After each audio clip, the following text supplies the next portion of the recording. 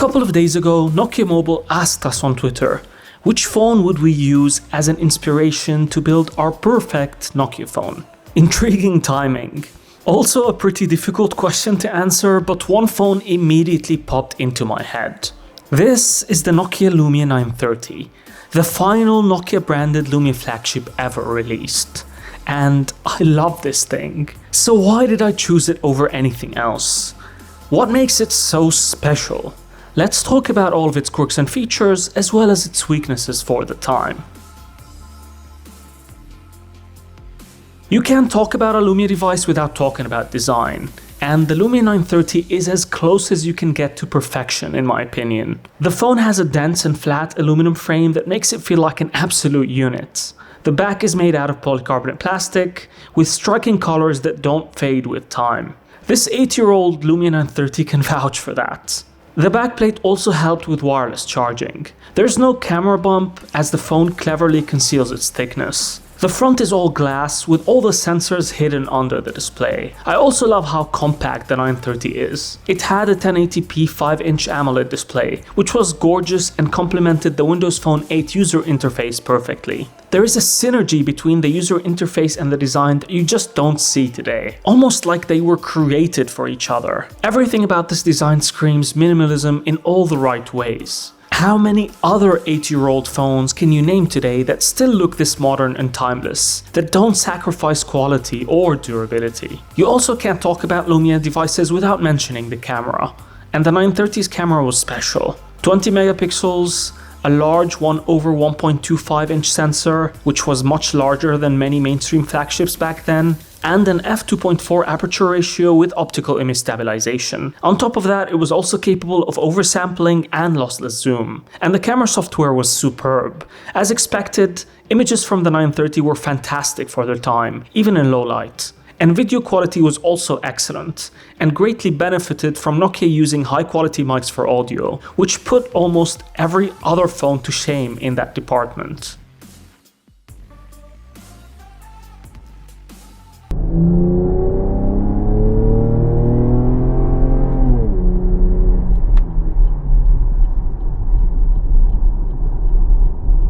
Later, the 930 got an update which brought HDR and flash features, allowing you to adjust their effects after the image was taken, dubbed Rich Capture, and it's pretty cool. The final piece of the puzzle is the performance, which is directly linked to the software optimization. Windows Phone was just fantastic in this regard, even on low-end hardware. Now, couple that with a powerful Snapdragon 800 processor, 2 gigs of RAM, and Windows Phone slick animations, and the Lumia 930 was a joy to use. I was personally a big fan of the Lifetiles interface, which combined notifications into your tailor-made home screen. Still looks fresh today, and definitely a lot more interesting than the mishmash of static icons and random widgets that we have currently. And Nokia's software suite was brilliant. Mix Radio, Here Maps, Lumia Camera, and many more, as well as Nokia's custom Lumia Cyan and Denim updates. They all made Lumia the best place to experience Windows Phone, no doubt about that. So this tells you why I chose the Lumia 930,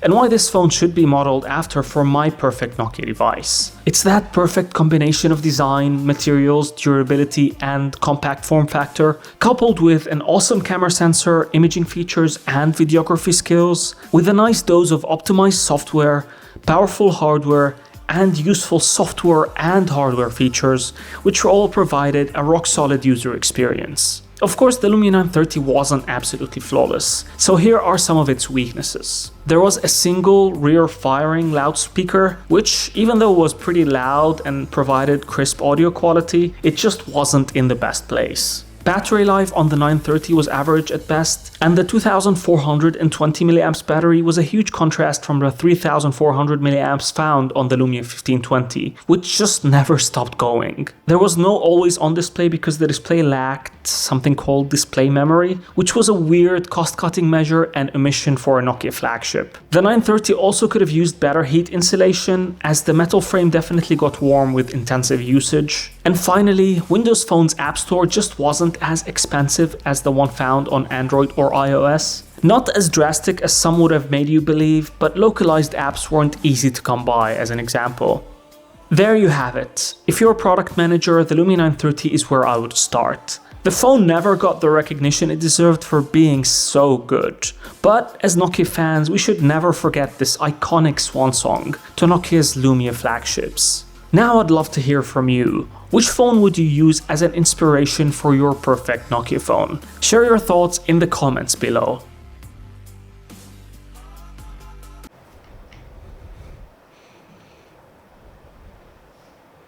What makes it so special?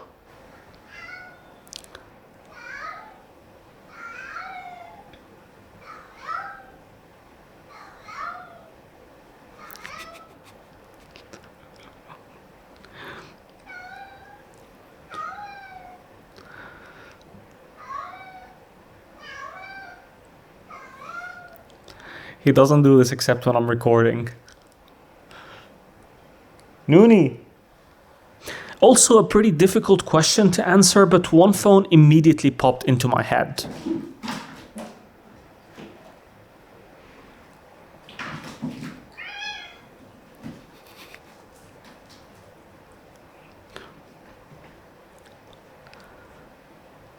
Let's talk about all of its quirks and features, as well as its weaknesses for the time.